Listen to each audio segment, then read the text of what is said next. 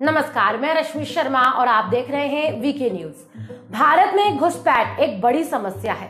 देश में पूर्वोत्तर राज्यों की सीमाओं पर पर्याप्त चौकसी न होने की वजह से बांग्लादेश से घुसपैठ कर अवैध प्रवासी असम, त्रिपुरा, पश्चिम बंगाल और बिहार से लेकर राजधानी दिल्ली तक पहुंच चुके हैं। आज हालत ये है कि पूरे देश में घुसपैठियों की संख्या 3 करोड़ को पार कर चुकी है। हालांकि यह आधिकारिक आंकड़ा नहीं है, लेकिन एक अनुमान के मुताबिक इतने घुसपैठिए भारत में घुस चुके हैं, जिसका परिणाम यह है कि कई जिलों की डेमोग्राफी में बदलाव आ चुका है। कई प्रांतों का जनसंख्या संतुलन बिगड़ चुका है और ये घुसपैठिए चोरी, लूटपाट, डकैती, हथियार और जानवरों की तस्करी के साथ ही जाली नोट और नशीली दवाओं के कारोबार जैसे संगीन अपराधों में शामिल हैं, जिसकी वजह से ये कानून व्यवस्था के लिए भी गंभीर खतरा बन चुके हैं। इसके अलावा ये घुसपैठिए आतंकवादी संगठनों और पाकिस्तानी खुफिया एजेंसियों के लिए एक हथियार की तरह है, जिसका इस्तेमाल वो भारत के खिलाफ कर सकते हैं। घुसपैठ की समस्या भारत के लिए कितनी बड़ी है, इसका उदाहरण आप असम के पूर्व राज्यपाल अजय सिंह की उस रिपोर्ट से समझ सकते हैं जो उन्होंने केंद्र सरकार को सौंपी थी, जिसमें ये जिक्र किया गया था कि हर दिन 6000 बांग्लादेशी भारत में घुसपैठ करते हैं। हालांकि मोदी सरकार ने इन घुसपैठियों को देश से बाहर निकालने के लिए असम में एनआरसी करवाई। सुप्रीम कोर्ट की निगरानी में एनआरसी हुई। कई लोग यहां अपनी नागरिकता साबित नहीं कर पाए।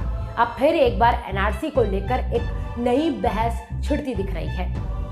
सुप्रीम कोर्ट में एक नई याचिका दाखिल हुई है, जिसमें पूरे देश में एनआरसी लागू करने की मांग की गई है। याचिका में कहा गया है कि केंद्र सरकार को निर्देश दिए जाएं कि वो गैर कानूनी ढंग से रह रहे विदेशियों के खिलाफ फॉरेनर्स एक्ट के तहत कार्यवाही करे। साथ ही केंद्र सरकार को निर्देश दिया जाए कि वो नागरिकता अधिनियम की धारा 14A को लागू करते हुए पूरे देश में एनआरसी लागू करे। ये जनहित याचिका नीरज शंकर सक्सेना समेत कुल 7 लोगों ने वकील विष्णु शंकर जैन के माध्यम से दाखिल की है। वकील विष्णु शंकर जैन वही हैं जो हिंदू महासभा की ओर से राम मंदिर मामले में वकील थे। इस याचिका में ये भी मांग की गई है कि चुनाव आयोग को भी निर्देशित किया जाए कि वो लोकसभा और राज्य विधानसभा चुनाव की मतदाता सूचियों की समीक्षा करे, उनमें से विदेशी नागरिकों के नामों को हटाए, साथ ही किसी का भी नाम मतदाता सूची में शामिल करने से पहले उसकी नागरिकता तय की जाए।